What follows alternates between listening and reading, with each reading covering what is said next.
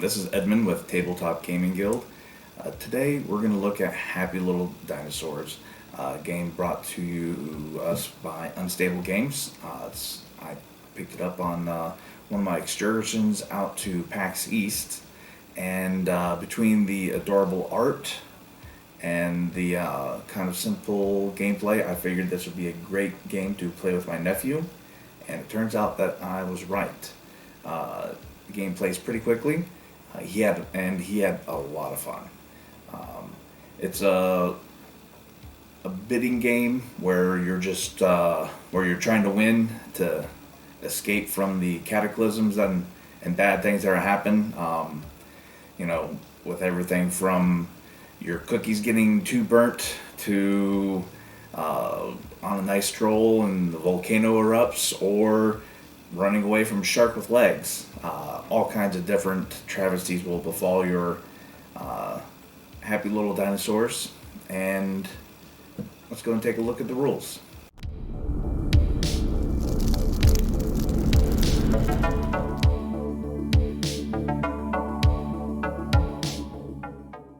Game is played with 2 to 4 players each. In the beginning of the game, you'll pick which one of the dinosaurs you like to play, each of them having a bonus whenever you're calculating your score every round against each of the disasters that will come up. The 3 types of disasters you can see here: we have predators, we have emotional disasters, and then natural disasters. And then the final one is meteors. You can see 3 of the characters have a positive and a minus for those 3 main types. The 4th type, meteors, this one only gets a bonus to the score on meteors, and its main thing is it doesn't have any negatives. And because meteors are kind of the rarest card, plus meteors are also the worst card. We'll get to why that is. As far as disasters that you get into your hand. So you'll draw 5 cards, and you'll need to have at least 1 number card in your hand. The cards can have no ability. Some of them will also have abilities that will trigger either during the calculation phase or beforehand. After everyone has played all their cards that they want to for the round, assuming that they have at least 1 number card in their hand. If they don't, they'll have to draw back up to 5 cards and discard all the cards that are currently in their hand. Everyone will play one face down, and then they will reveal. And then you will take a look at which disaster, which again, emotional, natural, predator, and meteor. You'll then calculate your bonuses. So in this case here, Bad Luck Bronto would have a 6 because it's a predator, while the Triceratops, love that one, would have just a straight 4 because it's has no bonuses or minuses, while Nervous Rex here would be holding on with a 5.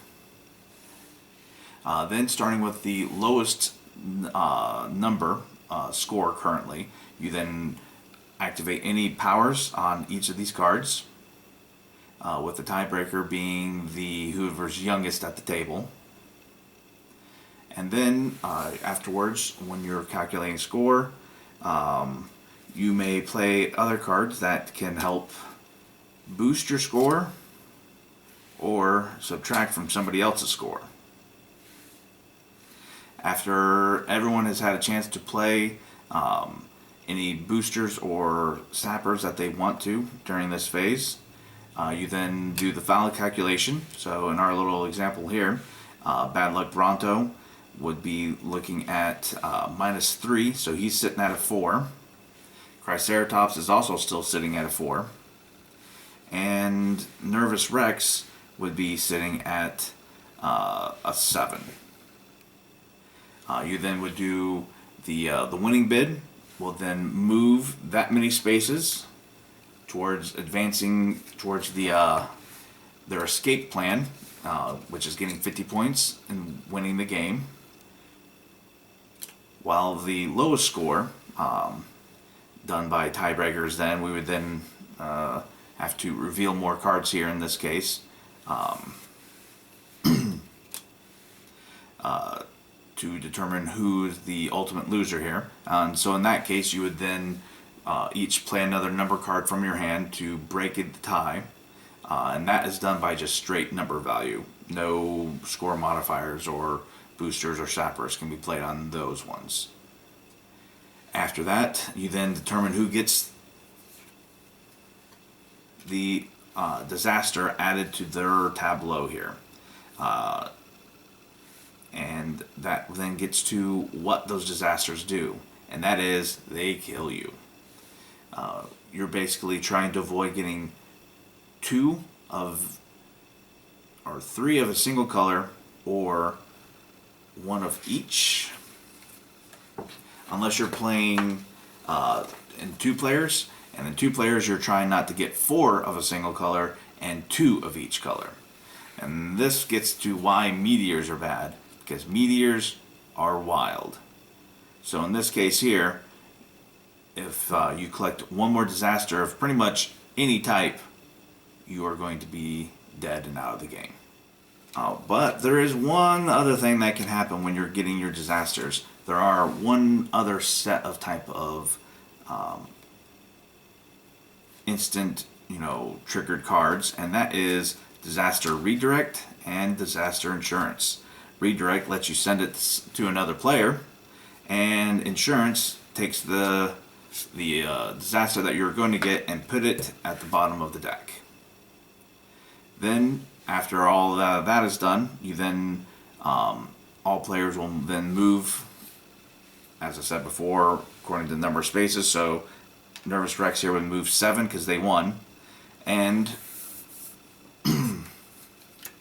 Bad Luck Bronto here, who has currently 1 disaster, will move forward 1 space towards their goal. So collecting disasters is bad because you can die, but it is also almost kind of a little bit of a catch-up mechanic too, and gives you like passive movement every turn towards the final goal.